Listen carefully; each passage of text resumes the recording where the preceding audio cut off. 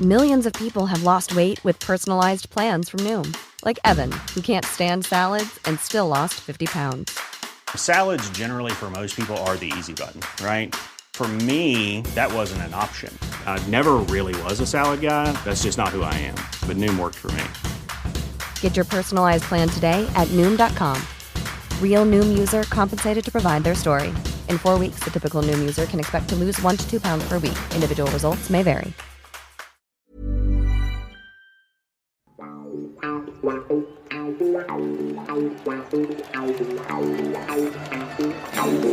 Today I'm joined by an absolute legend, as always, one of my childhood heroes, Mr. Tony Currie, from Edgware Prince to Sheffield King. Yeah, well, Edgware, 1st of January 1950, yeah. We're going to take a trip down memory lane, TC. And first and foremostly, your upbringing, Edgware, Hendon area, North London. How did your football education begin? Northwest London, let's clear that up. Yep. Northwest. Okay. Cricklewood, brought up in Cricklewood, born in Edgware General Hospital. Yep. In the borough of Hendon, which is now the borough of Barnet. But anyway, we cleared that up. I started playing ever since I was just 1 year old, really, playing in the garden with my brother and stuff. And then by the time I was 8 years old, I played for the school team under 11s. So I was 3 years younger than all the others. Head teacher had to ask me mum if I was allowed to play because of my age. Anyway, that was that. And went through all playing for the school teams and the borough of Hendon, and then I went to QPR as a 14-year-old on schoolboy forms and for a year. And by the time it was time to leave school, they decided that I wasn't good enough to be signed on as an apprentice, as what they were in those days. So that was the start of my football. Now, when you say not good enough to sign as an apprentice, at Queen's Park Rangers, they played you at half-back, and then you went to Chelsea. You had a trial at Chelsea, and they played you at centre-back, didn't they? Correct, yes. I had I'd started to build in the building trade, a small firm in Cricklewood, and during that 6 months there, before going to Watford, I had four trials for Chelsea on the old Welsh Harp, in Hendon, where that was their training ground. And I was up against these giant centre forwards, and I was just the thing in them days was that when you went for trials for Middlesex boys, London boys, which I did and never got through the first trial because there was that many going through all the schools in London, Middlesex, that they just picked you, all right, you play at right back, you play at left back, and you're not a right back or a left back, so you're not playing in your proper position. And that's what happened with the Chelsea trials. I was centre back and against these, centre forwards that were a foot taller than me. Now, I've just finished reading your book, The Matador, and I've got to say, it was an absolutely fantastic read. And two of my heroes growing up were Tony Currie and Alan Hudson. And I've got to say, your stories are very similar. Chelsea was your team that you supported as a kid through your uncles. Fulham was the team that Alan Hudson supported as a kid through his dad, living in Chelsea, but being Fulham. And both of you got turned down by the respective club that you both loved, which I find absolutely amazing. But as you've alluded to, that's how things were done in those days. Yeah, well, I don't know so much about where Uddy's bit really, but it just happens to some people. They get rejected or whatever you want to call it, and other people come through it when they're 21, 22. Like your Ian Hutchinsons and your Cyril Regises and people like that. But it just happens from 15 to 17. You get such a change. I mean, 15 years of age, I'm rejected by QPR. By the time I'm 17, I'm playing for England youth and Watford first team, and a year later, I'm I'm in the top flight with Sheffield United. You know, it's just the way it goes, and that's it. Now then, Watford years, wonderful times for you as a young player, scoring a brace on your debut and then scoring 2 hat-tricks. Talk me through those early days, and also the car wash for your manager. That wasn't as successful as your playing time. Well, yeah. Well, again, when I got to Watford at 16 years of just before 16, and Ken Furphy, the manager, decides to give me a 6-week trial, which ended up being 6 months. So I was not signed on officially, but I was working with the apprentices every day as an apprentice, if you like. And it took him 6 months to make up in his mind. And on the day of him making up his mind, and I'm about to sign the forms, me and Mickey Packer, who's a great friend of mine, still is, another apprentice, he was hosing the car, and I was in the driving seat as a 16-year-old, inside the grounds, obviously, and I've put my foot on the blooming accelerator, and it's in reverse, and we reverse straight into the railings round the dog track on the Watford pitch. And, you know, I had to, George Aiken, it was a brand new Humber Sceptre Gold, the car of the year. It was just immaculate. And George Aiken, the trainer, he said, you got to go in and tell him. So I went in and I told Ken Furphy, and he said, one day you're going to play for England, I'll have your first cap. He never did get it, but he was right. And a great judge of players. You was a central striker, wasn't you? You were a forward in those days. In fact, when Sheffield United spent £26,500 on a young Tony Currie on the 1st of February 1968, you also went to Sheffield as a forward. I certainly did, yeah. I played in different positions for Watford juniors, etc., and that, and I did score a lot of goals, and then and played up front in the reserves with a Brian Deere, he played at West Ham and that. I think he ended up at Southend, but a lovely, skillful player. I played up front with him, and then Furphy gives me the green light and plays me up front with Terry Garbett. And I scored the 2 goals in a 4-0 win against Bristol Rovers. But yeah, I started for my first 2.5 years. I was a striker, yeah. And then 10 days later, you scored a perfect hat-trick against Peterborough. And after the game, not immediately after, I believe, but probably the day after, a match ball was presented to you with all the signatures of the players, wasn't it? Yeah, it's in the cabinet at Sheffield United now, in my own trophy, you know, in our museum. It's in there still with his autographs on it, yeah. So growing up, TC, who were your first football heroes? Who did you look up to when you was a kid and thought, do you know what, that's who I want to be like when I grow up? Well, the one and only. Who I supported Chelsea. Who can it possibly be? James Peter? Greaves. Exactly, James Peter Greaves. James Peter Greaves. I didn't know his middle name, but yeah. Jimmy the Greaves, the greatest goal scorer that's ever lived. And that's a fact. Never mind about all the others who score thousands of goals in rubbish leagues and that. He was playing, you know. He was just phenomenal. And that was it. Bobby Tamblyn after Jimmy, you know. I mean, Frank Blunston, all them, you know. I just remember them all. The Cat, Peter Bonetti. I bought some little green gloves to be in goal at the bottom of the garden. I used to play in goal with me. My brother was at one end, 20 yards apart. It was a lovely little garden we could have, and he'd be Bolton, and I was Chelsea. Bolton was a big team in the 60s, you know, late 50s, early 60s, and he was like Eddie Hopkinson when I was shooting at him, and I was Peter. I was oh God, what's his name now? I forgot the keeper. Anyway, and he was Nat Lofthouse shooting at me, and I was Reg Matthews before Peter Bonetti. Reg Matthews, that's right. And of course I was Greavesy when I was shooting at him. So and and that was it. I mean, Chelsea mad. Now, Greavesy, you're right, the greatest goal scorer on the planet, bar none.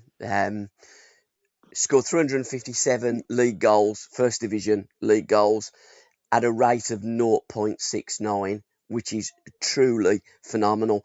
And scored It's goals, ridiculous. scored goals on his debut wherever he went, even abroad. Greavesy, to this day, I don't think anybody will ever get close to him.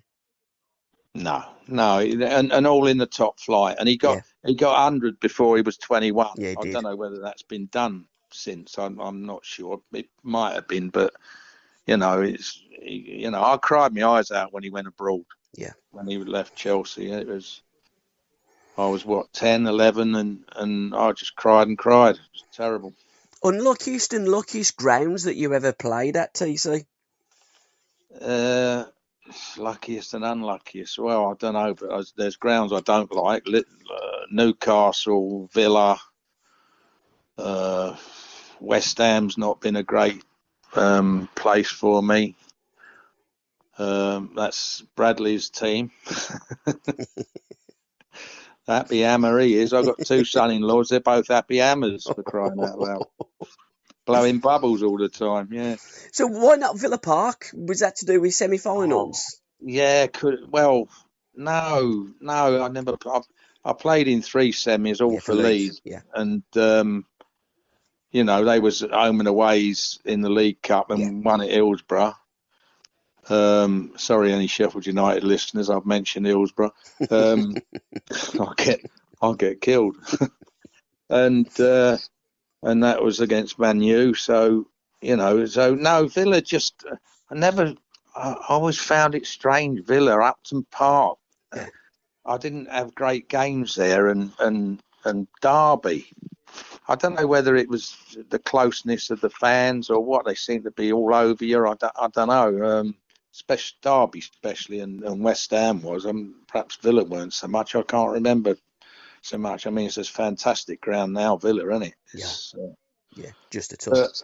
You get lucky grounds, you get unlucky grounds, and they're 3 that I can mention that I scored at Man U. I've scored at Liverpool when I was only 18. I scored at Liverpool. We won 2-1 against the great Liverpool team. Stockton winning the blooming league title that year. We did, and we got relegated. My first season at Sheffield United. That must have been a strange move for you, going from London to Sheffield, two really, really different cities.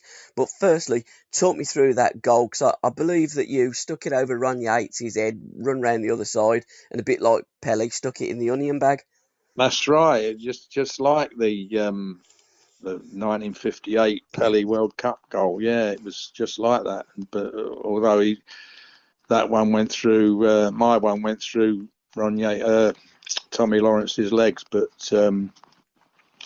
it's fabulous. It was at the other end from the Kop, so the other end to the Kop. But we won that game, and we took 3 points off them over Easter, the old 2-point system. 3 points off them, stopped them winning the league that year, and we got relegated. That was me first. I only played 13 games that season because I signed in February, and only played the 13 games to the end of the season, and we got bloody relegated. Ridiculous. Now, John Harris was the manager, wasn't he, at Sheffield United in those days?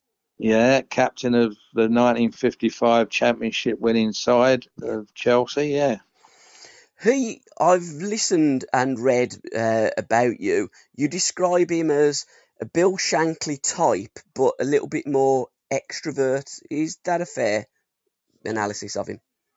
Well, the extrovert bit, that was Shags, not... Sorry, introvert, perhaps, yeah. Total introvert. He didn't drink, didn't smoke, didn't swear. He, well, not in public anyway, we never saw him do any of that.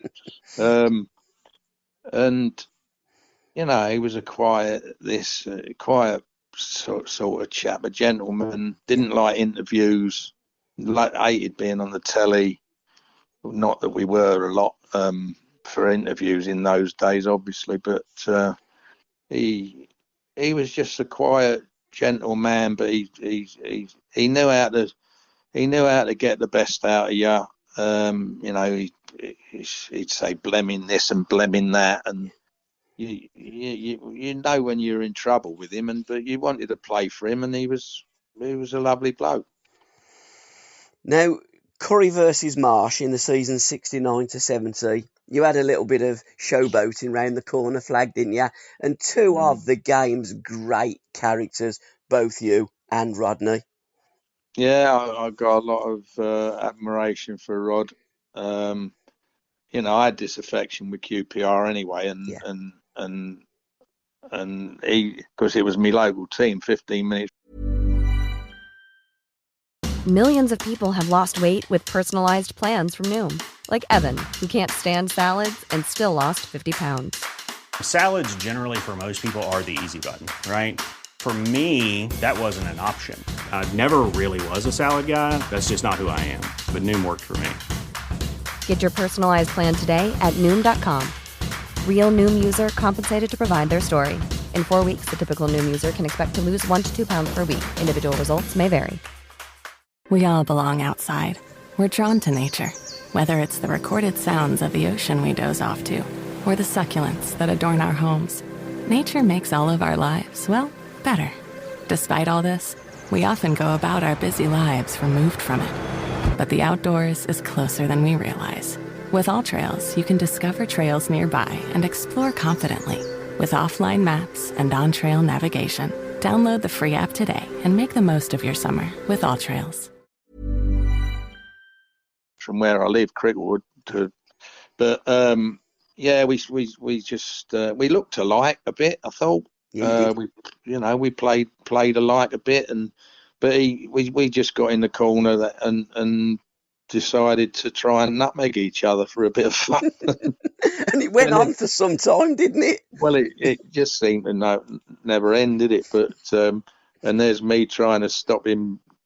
I'm in our corner area, Yeah. And then I put the old V sign fingers up to the crowd, which is perhaps some of them are not with us anymore.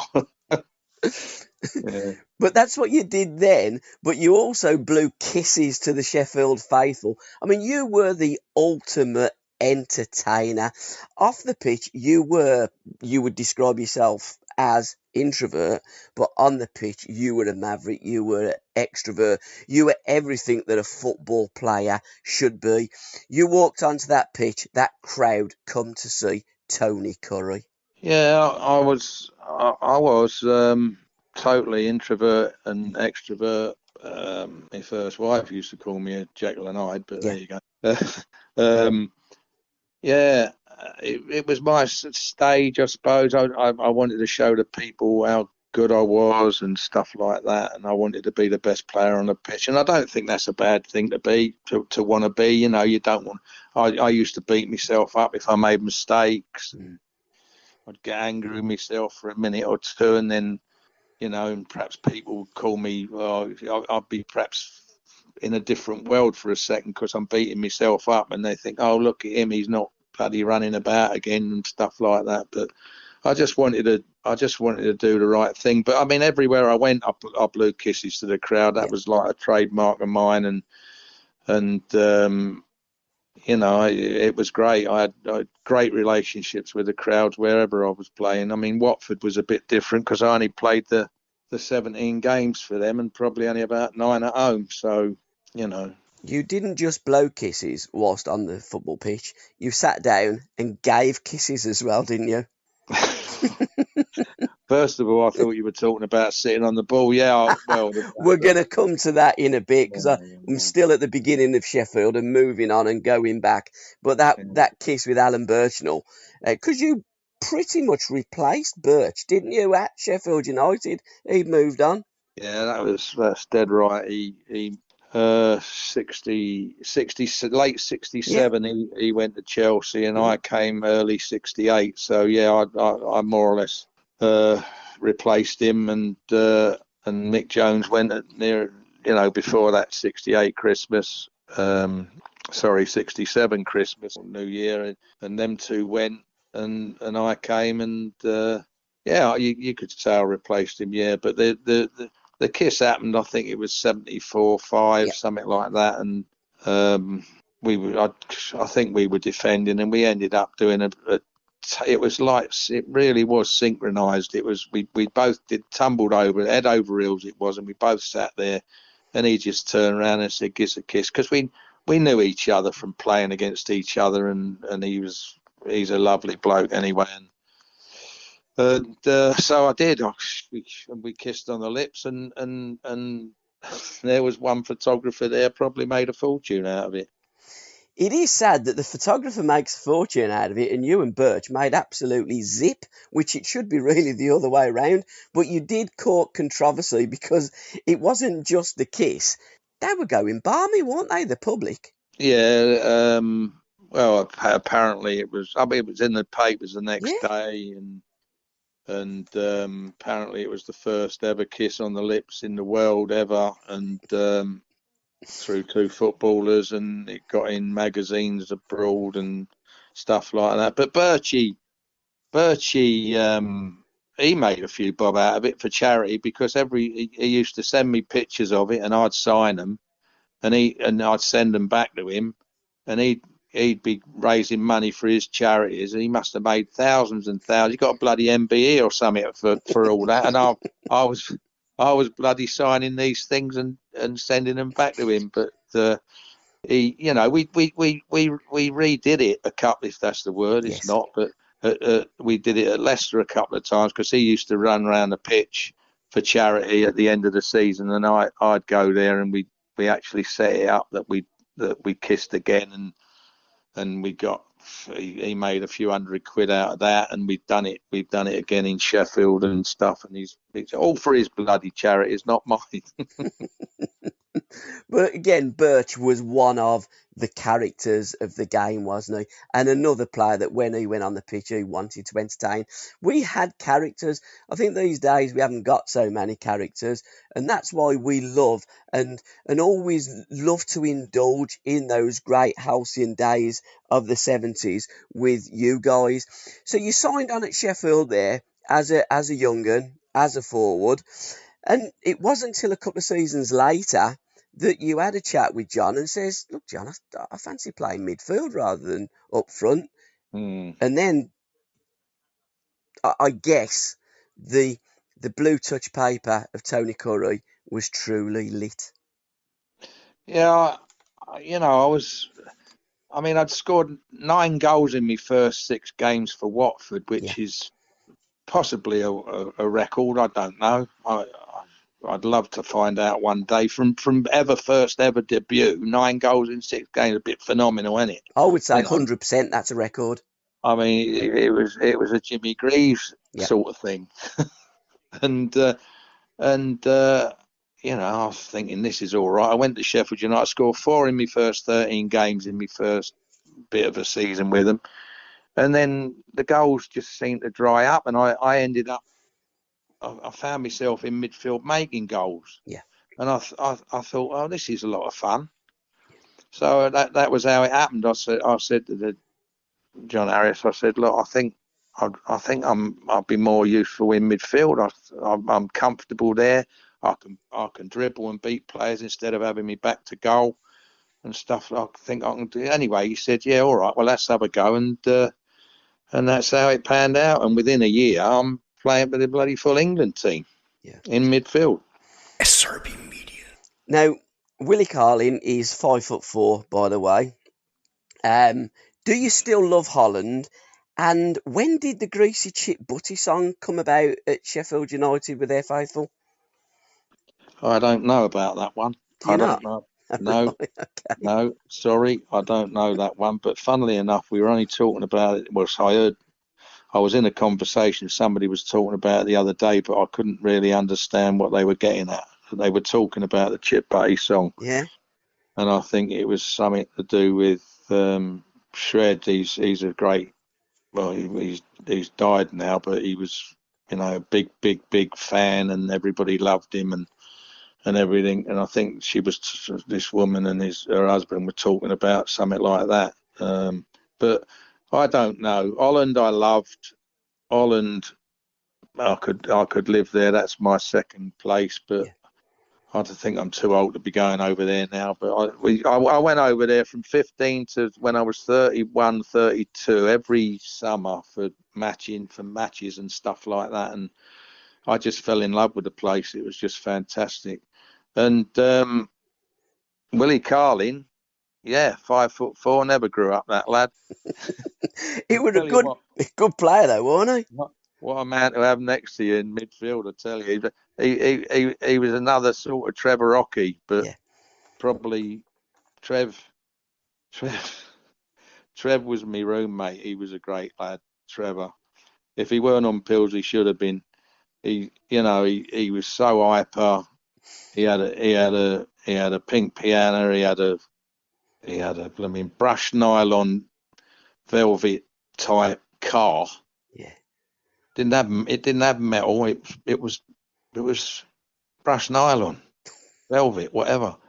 He was so eccentric, or whatever the word is. He was a lovely bloke, and he had the smelliest feet in the world. I used to say, "Get them bloody feet back in the bed, will ya?" And he wore hush puppies. I mean, that's the worst things to wear if you got smelly feet. But a lovely man, and him and Willie. I mean, we let Willie go, and he ends up winning a blooming first division championship, didn't he, with Derby? Yeah. But you had some good players, didn't you, in that Sheffield United team then? You got promoted in the 70-71 season. And ironically, football has a wonderful way of putting things into perspective. That you done it at Watford, didn't you? Against Watford on the 1st of May, 1971. Incredible. Oh, yeah, that's right. Yeah, well, yeah, I've talked about that a load of times. But, you know, when you get reminded of it, you think, oh, yeah, Watford, my old team. Yeah, well, Stuart Scully, who made my first goal for Watford, what a player he was and all. Another Jimmy, I was going to say this, the English Jimmy Johnston, but Scully was Scottish as well. You know, I mean, how he didn't play for Scotland as well, I don't know. Stuart, he was a great player. Great player. But yeah, he hit the bar when it was 0-0, and I thought, hello, what's going on here? It's from about 30 yards, Stuart. And then we win the game 3-0 and celebrations. It was great, but it took 3 years out of my career to get back up, 3 seasons to get back up into the top flight again, you know, and Sheffield United should be there, but nobody's got the right, have they? Absolutely, but you seem to love and revel in the second division, and I suppose as a young un, cutting your teeth and really learning your trade, particularly in that third season of yours as a midfield general. Yeah. Excuse me. Yeah, the season of promotion was fantastic. I mean, we had some right games. There was 4 teams that were almost as good as each other. Us, Leicester, who actually went up, and the other 2 were Hull and Cardiff. Yeah. And you know, they all had big strikers like Toshak and that, and I think Cardiff had Clark, big blonde lad, and so on.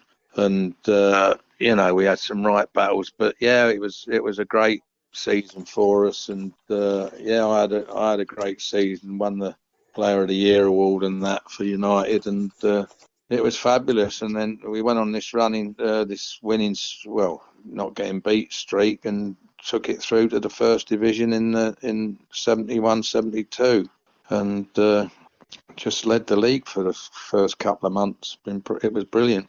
And really, until 74-75 season, which was your best, finishing 4 points off the eventual winners, along with Stoke City, we had some great teams, and the league was a lot more even in them days. The season after, you got relegated for the second time, which was quite extraordinary, really, finishing 4 points off and then getting relegated the season after. Yeah, mad, isn't it? Mad. It's just you just couldn't put money on it, could you? No, you couldn't. You know, if we 74-5, if we beat Derby won it with one of the smallest totals in the old 2-point league. I think they got 54, 56 points or something, and we were only 4 points and we finished 6th. If we beat Derby home and away, we win the league. Yeah. you know, and then next season we're down by Christmas. We had 4 points, I think, by December the 31st. 4 points. I'm pretty certain that's a fact because I've seen it so many times, and we just got off to such a bad start, and I think I missed the first 2 games, and I think Furphy blamed me for that, for us having a bad start because I was sent off or something the season before, and I was banned from the first 2 games. I don't know, but we just got off to a bad start in a rut and couldn't get out of it, and we were down by Christmas. It was ridiculous. It's absolutely incredible. We've got to talk about Alan Ball and the ball, and also the boot and the laces, because that's just an incredible story, and you wouldn't get that today in the modern game, would you? No, I think you'd be sent off, wouldn't you? For they'd call it ungentlemanly conduct, but probably taking the doodah, innit? Taking the, you know. Yeah. Well, we were great mates. He took me under his wing. God bless him. When I got in the England team in '72, and I more or less replaced him in the end. But he was a lovely bloke. Person you'd want to invite to dinner, you know, him and Bobby Moore, first 2 people you'd invite to have if you're having a dinner party. But he sat on the ball. They're 5-0 up at Bramall Lane. He sits on the ball right in front of me, and I clap him. And to listen to the rest of this podcast, please go to www.patreon.com/SRBmedia, or just follow the links in the description. Thank you. SRBmedia. And now, 2 pigeons bemoaning the fact you can stream DirecTV satellite-free. Hey, Frank, a little birdie told me you don't need a satellite dish to get DirecTV. What's little birdie? Was it Jimmy the Sparrow? It's a figure of speech. Point is, you can stream DirecTV over the internet now. Oh, sure. Next you're going to tell me those big birds are made of metal and filled with people, right? You mean airplanes? Stream DirecTV without a satellite dish. Call 1-800-DirecTV. Terms and restrictions apply.